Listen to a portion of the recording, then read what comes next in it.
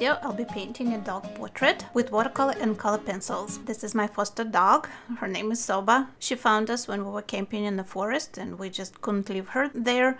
So I'm painting her portrait, hoping that when I post it online, somebody will see it, fall in love, and give her lots of love and attention that she deserves. I'm going to start with a fairly accurate pencil drawing. Sometimes I paint without a preliminary drawing, but painting the whole dog like this can be a bit complicated. I want to make sure she fits on the page, that all her features and paws and tail, everything is in place and the right size. I'm not transferring the photo, I'm just drawing it on watercolor paper. This is 300-pound paper, glued on all four sides into a block. The tip I have for drawing is to fill in the eyes and the nose, or I should say the darkest areas. When we just outline them, that looks weird and kind of confusing because we will apply in dark watercolor here and fairly thickly. It will be a very saturated pigment. The pencil is not going to show. If you're painting pale washes, yes, I would say remove the pencil before you start, but if you know this area is going to be dark saturated, don't worry about the pencil lines and just make them distinct. Some of the graphite will wash off and some will be covered by watercolor with no problem. With this portrait, I really want to convey the character of the dog. She is very well behaved, mostly calm. She needs a lot of exercise. She loves to run, but she also loves to just chill out and hang out with us and sit on the couch. And she's very, very intelligent. She immediately understood what she needs to do when she is in a human's home, and she would really make a great family pet for somebody. Unfortunately, we cannot keep her forever, but we're happy to give her temporary home until she finds somebody who loves to be outdoors and who would love to have this cute dog. I start painting, as I often start, with all my yellows. I'm going through lemon yellow, then moving on to new gamboge, moving on to permanent orange, which is an orange that has a lot of yellow in it.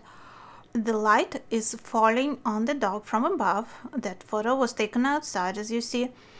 So she will be lighter on top and the shadows will be kind of towards the ground and also underneath her, obviously.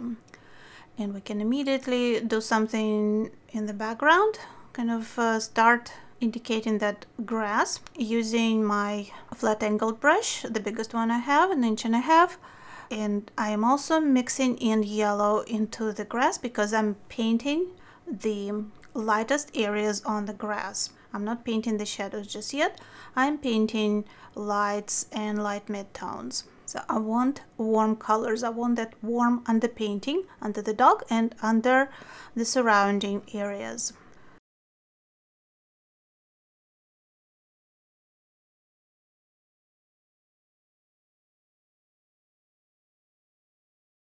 And we can start working on middle tones. Her ears will be slightly darker than, let's say, the top of her head, on the top of her neck. So we can start modeling her face and her body. Not using gray, not using black, or not neutralizing my colors, but using the same warm colors in high saturation. And for shadows, I am going to use purple. So kind of going with a secondary color palette, orange, purple and green with addition of yellow. If you watch the videos on my channel, you know that I use that palette a lot. It's my favorite because it works for so many subjects. You saw me using it for florals, and it works for a lot of animals because a lot of animals are kind of red, orange, yellow. So combining that with purple shadows makes the painting balanced and harmonious.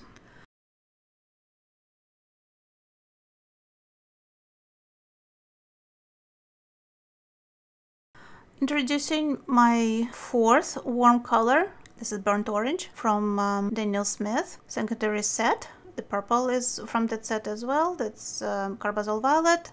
The green I'm using is warmer green. That's sap green, but I think it works so far. As you see, some of the green from the grass kind of seeped into the dog's back, but that's fine.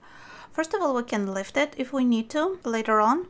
But also the surrounding grass and the leaves on the trees, there are not that many because it's winter, but still there will be some greenish tint on the dog, so allowing those colors to mix to a certain extent is not hurting anything. We don't have to paint within the lines, especially if you like this kind of free-flowing style of painting, loose style.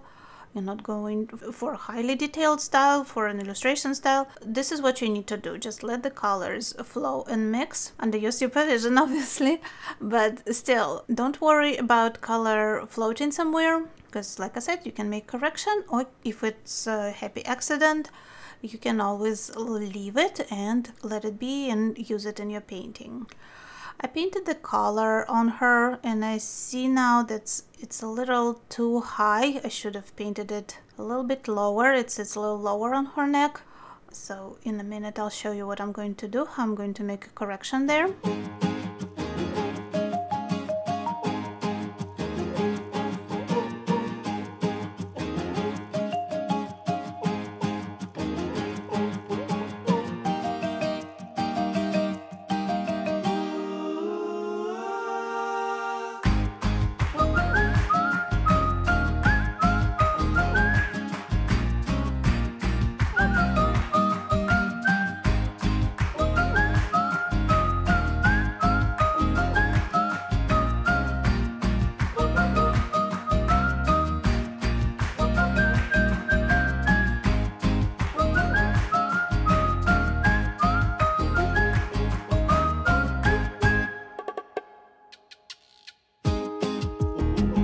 Soba is very young. She's barely out of puppyhood. The vet said she's probably 6-8 months old, but she does have really funny kind of wrinkles and folds on her face that make her look even cuter. So I'm going to try to paint them to model her face to look realistic to some extent.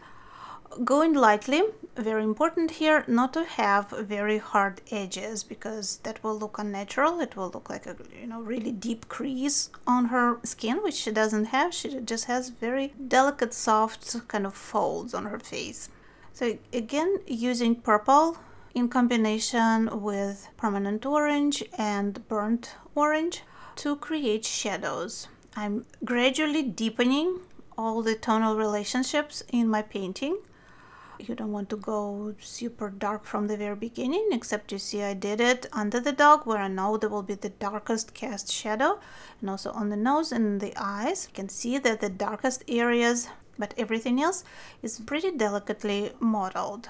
And I'm gradually going through all my brushes, through my 3 angled brushes, painting smaller and smaller details.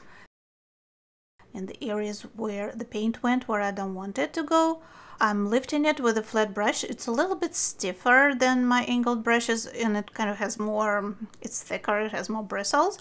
So it's easier to use a flat brush to lift paint. So I wet a certain area with clean water, and then I lift paint and I wipe the brush on my paper towel. I will be using opaque white. We will get to it in a second, and we will also use color pencils, actually Inktense pencils, which I often use, but I will not be softening them with water, so the technique will be slightly different from what I usually demonstrate in my videos. You can see the result in just a few minutes and decide if you like that, and try, maybe if you have water-soluble pencils, to using them without water, just like regular color pencils. I want to show in this video that that works as well. You don't have to have several sets of pencils to give texture to your watercolors. So water-soluble set will be very versatile and work for various techniques. I want to give a little texture to my background. I used splattering. You see all those fallen leaves here and there. I think if we kind of splatter them, they look more random. They look more interesting. And on the right-hand side of the dog, where the light is coming from, we can splatter some yellow and maybe some green to create kind of dappled sunlight. Okay, I think the next thing I'm going to do is lighten certain areas on the dog. She kind of blends with the background too much. Because I was working loosely, watercolor went into the areas that need to be lighter. So to lighten those areas back, to bring them back to where they need to be in the tonal range, I am using opaque white ink. This is my favorite, Dr. Paige Martin's pen white. But as you see, I am applying it very thinly. I didn't thin it with water so much as I'm working with a small brush. This is a dagger brush. And also I'm helping myself with my finger to smudge the ink and to blend it really well with watercolor paint. I want that ink to be an organic part of my watercolor. I don't want it to stand out too much. So just a few corrections to lighten the areas on the back of the dog, on top of her knee, I should say, I guess on the back leg, on top of her head. The top of her head needs to be a lot lighter.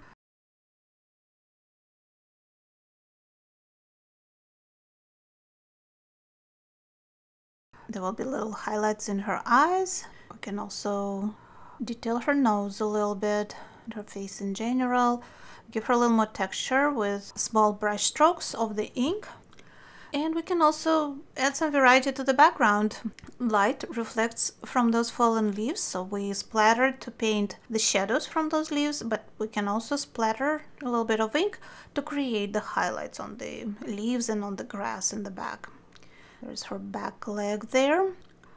Kind of disappeared in the heat of the moment, so I'm going to bring it back. It does have to be detailed, just a hint.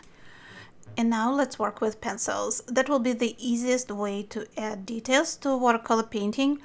To paint small details with watercolor with a brush requires a lot of time and patience. I'm not the most patient artist. I usually spend about an hour or two on each painting, if even that, sometimes even less. So pencils will be definitely the way to go. And I notice finally that I made a mistake on that color. It's a little too high.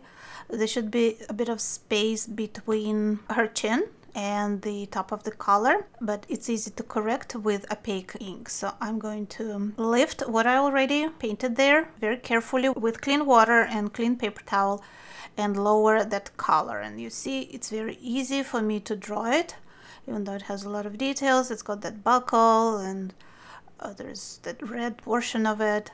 It's very easy and quick to draw it with color pencils. Okay, this looks a lot better. It's in its place. There are tiny shadows, like I said, on her face. I did manage to paint some of them with watercolor.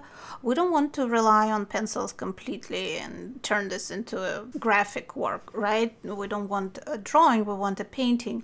But small details, like I said, will be hard to paint with watercolor, and pencils work really well. I'm using different colors. Derwent set has a lot of good colors in it. I can accentuate her little cute wrinkles on her face and all those little shadows under her ears and on the ears, and detail the eyes really well. And the pencils, of course, have different texture than watercolor. They're not smooth, they're textured, especially on watercolor paper. But I think in this case, they work for our advantage because they allow us very easily and realistically to create the illusion of fur, the texture of the fur.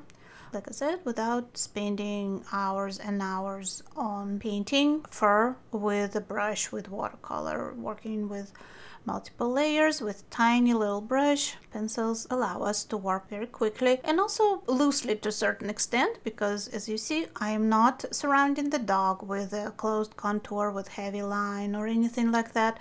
I work a little bit here and there, just enough to keep her portrait realistic and to keep it looking like her. So I work with pencils similar to watercolor. I do a little bit, I evaluate the result, and then I add some more if necessary, or I stop, hopefully at the right moment. Alright, the final touches are done with deep purple pencil.